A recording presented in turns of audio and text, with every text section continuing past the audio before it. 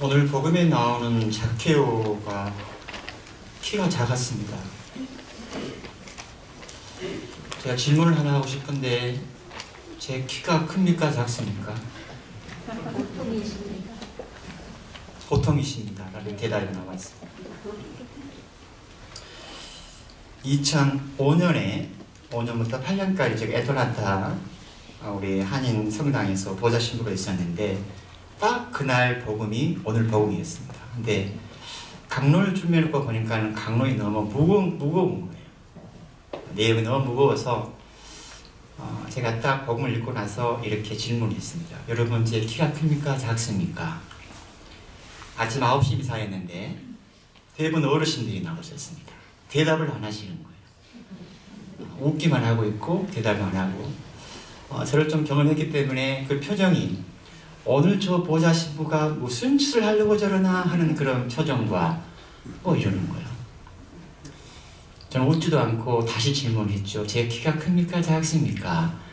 보통이라고 말했는데 이쪽 할머니 한 분이 뭐라고 하냐면은 보기에 좋습니다 이러는 거예요. 그리고 웃는 거예요.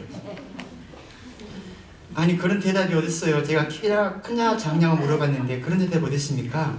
다시 질문 들어갑니다. 제 키가 커요 작아요? 이쪽에 했던 할아버지 한 분이 적당합니다 이러는 거예요. 이 키 작은 보좌 신부에 대한 어르신들의 이 깊은 배려심을 제가 만났습니다. 그러고 나서 이런 얘기를 이어갔는데, 자, 우리가 보통 키를 잴 때, 우리가 보통 세상의 방식은 이 발끝에서부터 머리끝까지 키를 재는 것이 보통 우리들이 키 재는 방식인데, 우리는 천주교 신자들이고, 우리의 모든 기준과 출발점은 하나님이시기 때문에, 하나님이 계시는 하늘에서부터 시작을 해서 키를 잴 때는 하늘에서부터 시작해서 머리끝까지 키를 재는 것이 이게 카톨릭식의 키재기 방식입니다. 그러고 나서 물었더니 키가 큽니까 작습니까 했더니 모든 신자분들이 한 목소리로 큽니다 라고 했죠. 억지 부리는 보좌 신부한테 어르신들이 양보하는 거죠. 아침 9시에 이렇게 제가 이제 재미를 봤잖아요. 아주 뿌듯했어요 제가. 12시 어린이 미사를 들어가서 어린이 미사 때 복음을 읽고 나서 딱 이 말을 했더니 0.1초도 안 되자 끝나자마자 아이들이 일단 300명 됐습니다. 프리킨부터 시작을 해가지고 키가 작다고 소리를 지르고 중고등학교 학생들은 대답도 안 하고 표정이 나를 비웃는 표정이었어요. 뭐 저따위가 다 있냐 이런 표정인 거예요. 아이들 비웃는 편 말도 안 되는 질문하는 거예요. 아무튼 개박살 났습니다. 아이들은 있는 그대로 보고 얘기하잖아요. 누가 맞다트리다가 아니죠. 하지만 미사 끝나고 나서 어느 학부모분이 오셔가지고 자기 아이가 키가 작아서 늘 고민하고 이렇게 속상해하는데 제 이야기를 듣고 위로를 받았다고. 그거로 충분했습니다.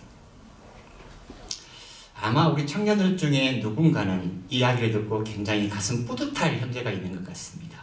분명하게. 우리 청년들은 누군지 아마 짐작이 가리라고 생각을 합니다. zak케오는 세관장이고 부자였습니다. 우리가 알듯이 예수님 시대의 이 세리들은 죄인으로 취급을 받았잖아요.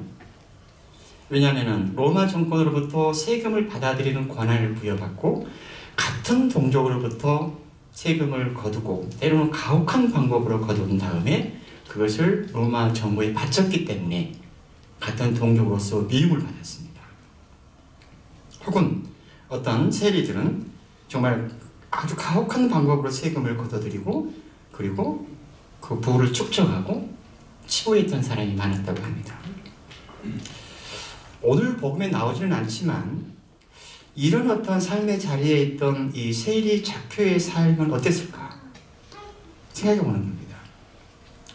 과연 zak케오는 자신의 직업에 대해서 자신의 삶에 대해서 그렇게 만족하고 행복했을까? 이런 의문이 드는 겁니다. 하지만 저의 생각으로는 오늘 복음의 전체적인 맥락에서 보거나 그 행동을 보면 어쩌면 그는 자신의 삶에서 어떤 결핍을 느꼈던 사람 같습니다. 결핍. 비록 높은 자리에 있고 경제력으로 부자지고 부유하게 살지만 어쩌면 인간적으로는 외로울 수 있고 어쩌면 좀 메마른 삶을 살지 않았을까. 직업으로서의 죄인으로서 살아가면서 오늘 복음에는 zakke오의 행동이 나오는데 예수님이 어떠한 분이신지 보려고 애를 썼다라고 나옵니다. 애를 썼다. 분명히 zakke오는 어떤 갈망이 있는 사람입니다. 하지만 그는 키가 작았기 때문에 많은 사람들에게 가려있는 예수님을 볼 수가 없었습니다. 그래서 그는 나무 위로 올라갑니다. 높은 데 있으면 예수님을 볼 수 있을 거라는 거겠죠. 한편으로는 어른이 나무 위에 올라가는 것이 좀 창피스러운 일도 있을 텐데 zakke오는 거기에 아랑곳하지 않습니다. 예수님은 수많은 군중에 쌓여서 길을 걸어가다 이 돌무화과 나무 위에 있는 zakke오를 봅니다. 높은 데에 있었기 때문에 눈에 띄었겠죠. 하지만 제 생각에는 예수님의 시선은 늘 이렇게 물리적인 곳에 그게 중요한 것은 아닌 것 같습니다. 예를 들면 회당에서 많은 사람이 헌금을 하는데 유독 동전 하나 달랑 넣는 그 과부에게 예수의 시선이 향했고 또 백자다 목가에서 치료를 기다리는 그 수많은 많은 어떤 환자들이 있었는데 유독 38년 동안 앓았던 그 환자에게 예수의 시선이 향합니다. 저는 복음을 묵상할 때 늘 그런 것에 마음이 득합니다. 예수의 마음이 어디로 향하고 있는가? 예수의 시선이 지금 어디를 가고 있는가? zakke오야 얼른 내려와라. 이름을 부르시는 걸 보면 예수님은 zakke오를 이미 알고 있습니다. 그가 누구인지, 왜 나무에 올라가 있는지. 그러고 나서 zakke오는 그저 에리코의 길을 걸어가는 예수님을 길가에서 한번 보려고 했을 뿐인데 예수님은 zakke오의 집에 머무르겠다고 말합니다. zakke오의 집에 들어간다는 것은 단지 건축물로 쓰였던 하우스에 들어가는 뜻이 아닙니다. 예수님을 만나고 싶은 zakke오의 그 갈망에 대한 예수님의 응답이고 그리고 zakke오를 온전하게 신뢰한다는 사인입니다. 그의 집에 들어간다는 것은. zakke오의 반응을 보면 주님, 제 재산의 반을 가난한 이들에게 주겠습니다. 그리고 제가 다른 사람의 것을 횡령했다면 네 곱절로 갚겠습니다. zakke오가 단지 그저 부자여서 돈이 많아서 자기 재산을 나누겠다는 것은 결코 아닐 겁니다. 죄인으로 살 수밖에 없었던 어떤 세리 zakke오, 아무도 자신을 인정해주지 않았고 사람들도 멀리했던 이 zakke오 자신을 예수님으로부터 어떻게 받아들여진 어떤 체험, 어떤 내적인 마음의 움직임이 일어났기 때문에 이런 말을 합니다. 다르게 보면 그는 자신이 가진 재산보다도 더 가치로운 것을 발견했고 만났고 확신했기 때문에 자신의 재산을 나누겠다고 말합니다.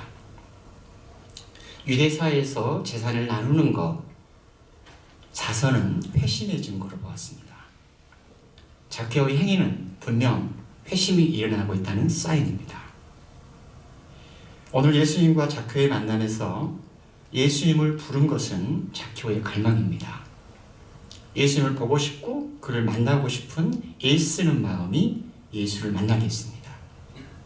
우리 안에 예수를 만나고 싶은 갈망이 있다면 그 갈망의 마음 안에 우리는 예수님을 진정한 의미에서 만날 수가 있다고 저는 생각을 합니다. 그리고 또 하나, zakke오는 예수를 보려고 싶은 갈망이 있었지만 키가 작아서 볼 수 없었습니다. 저처럼 키가 작아서. 어떻게 보면 키가 작다라는 것은 zakke오의 결점일 수도 있습니다. 결함일 수도 있습니다. 그런데 오히려 이 작은 키가 예수를 만나는 데 도움이 됐습니다. 이런 맥락에서 보면은 우리 안의 결함이나 결점이나 약함의 자리나 또는 상실의 자리는 예수님을 만나는데, 하나님을 만나는데 결정적인 도움이 되는 자리입니다. 하나님께서는 우리를 늘 사랑으로 생명으로 이끌고 있다는 걸 우리는 믿습니다. 우리의 감정이나 우리의 갈망이나 또는 우리의 실패나 우리의 삶 안에서 늘 당신은 우리하고 함께하고 있고 우리에게 뭔가를 좀 건너려고 하고 있다는 것을 우리는 믿습니다. 오늘 자키오가 저에게 들려준 이야기는 바로 이것입니다.